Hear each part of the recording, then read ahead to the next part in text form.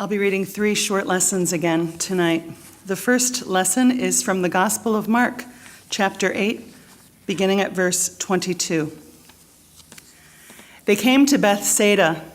Some people brought a blind man to Jesus and begged him to touch him.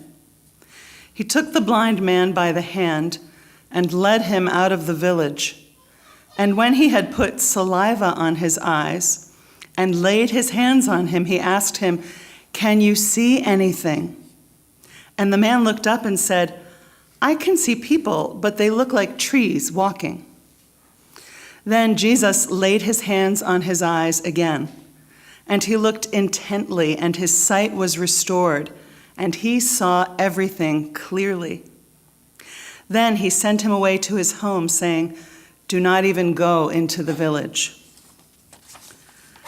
The second reading is from the first letter of Paul to the Corinthians, just a single verse, chapter 13, verse 12. For now we see as in a mirror dimly, but then we will see face to face. Now I know only in part. Then I will know fully, even as I have been fully known. And the third passage is 5 verses from Psalm 36. Transgression speaks to the wicked deep in their hearts. There is no fear of God before their eyes, for they flatter themselves in their own eyes. Their iniquity cannot be found out and hated. And then jumping down to verse 7. How precious is your steadfast love, O God! All people may take refuge in the shadow of your wings. They feast on the abundance of your house, and you give them drink from the river of your delights. For with you is the fountain of life. In your light we see light. This is the word of the Lord. Thanks be to God. When I was expecting my son Ned, I never really expected Ned.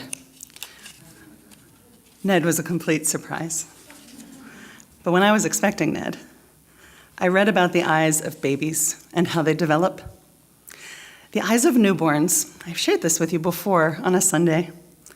The eyes of newborns focus at a distance of between 8 and 15 inches, which just happens to be the distance between the baby's eyes and the face of their parent. When the parent is holding the baby, or nursing the baby, or bottle feeding the baby, or simply adoring the baby, which we do, looking at that beloved face. Babies learn to see and focus by looking at loving faces that are looking right back at them. Isn't that a wonder? How do we learn to focus our eyes on God?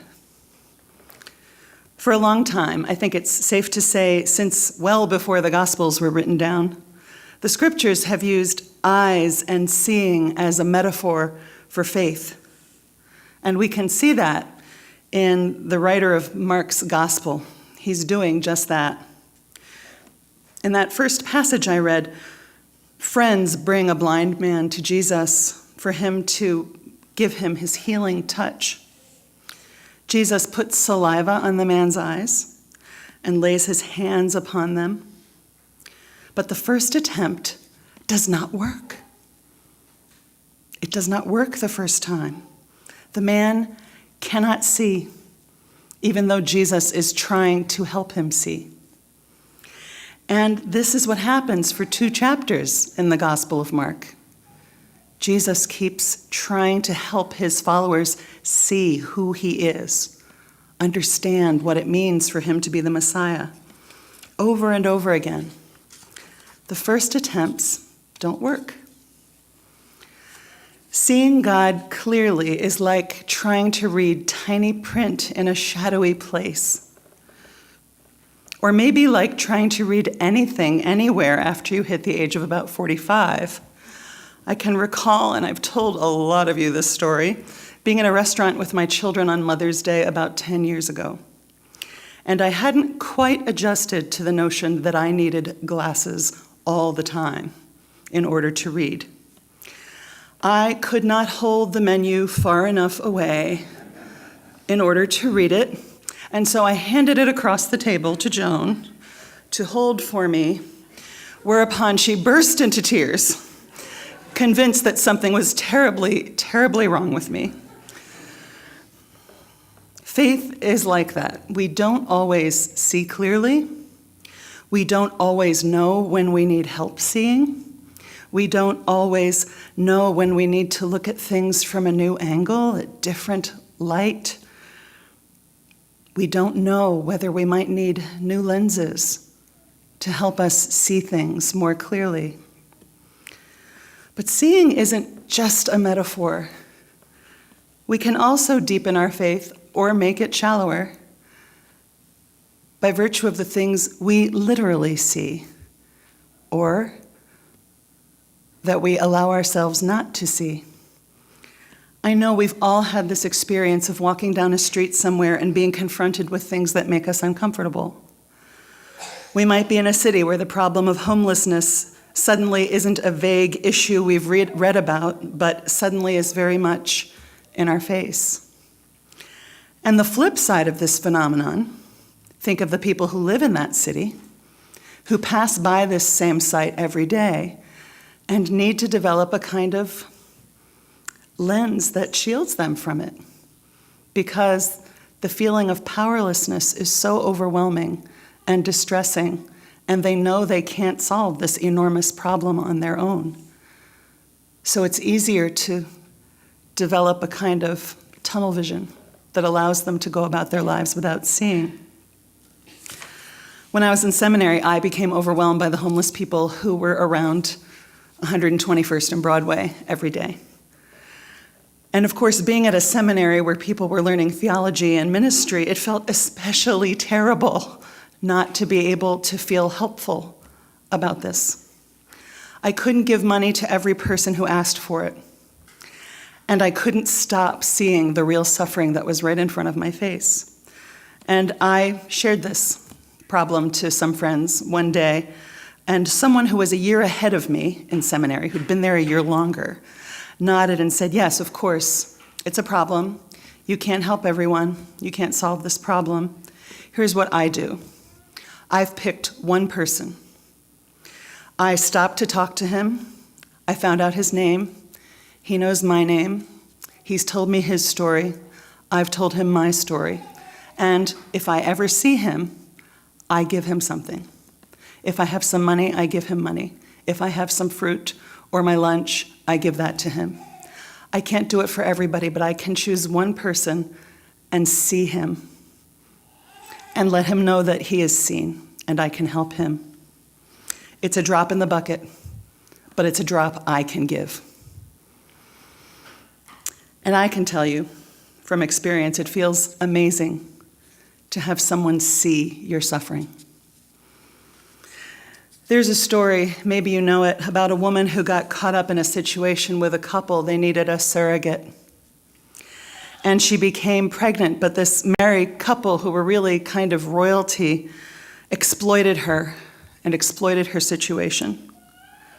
At first, they wanted to adopt the baby, but in the end, they were able to have a child themselves, and they didn't feel much like they needed hers. And so they banished her, along with her child, a boy.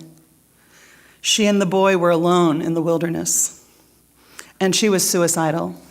She wanted to die, and she couldn't bring herself to summon up caring about the boy very much at that time either. But in the middle of the story, and then again near the end, she received a visit from a divine messenger who told her that God had seen her suffering. And that little message, that reassurance, the notion that God had seen her and knew what she was going through, was just enough to help her to go on. She is the only person in Scripture who gave God a name. She is Hagar the Egyptian, and she named God El Roi, God who sees. Sometimes knowing that our pain has been seen is just the thing we need to be able to see God more clearly ourselves. Maybe what we need to do is focus our eyes on God in order to focus our eyes on God, is to learn to focus them on one another. Not to judge, but to love. And when we get the gist of that, then we will begin to understand.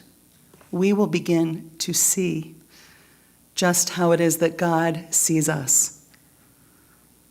And then we will have an inkling of that baby's experience. We who are told time and again that Jesus wants us to become like children. We will know what it is to be gazed at with perfect vision as we are held in the arms of the one who loves us the best.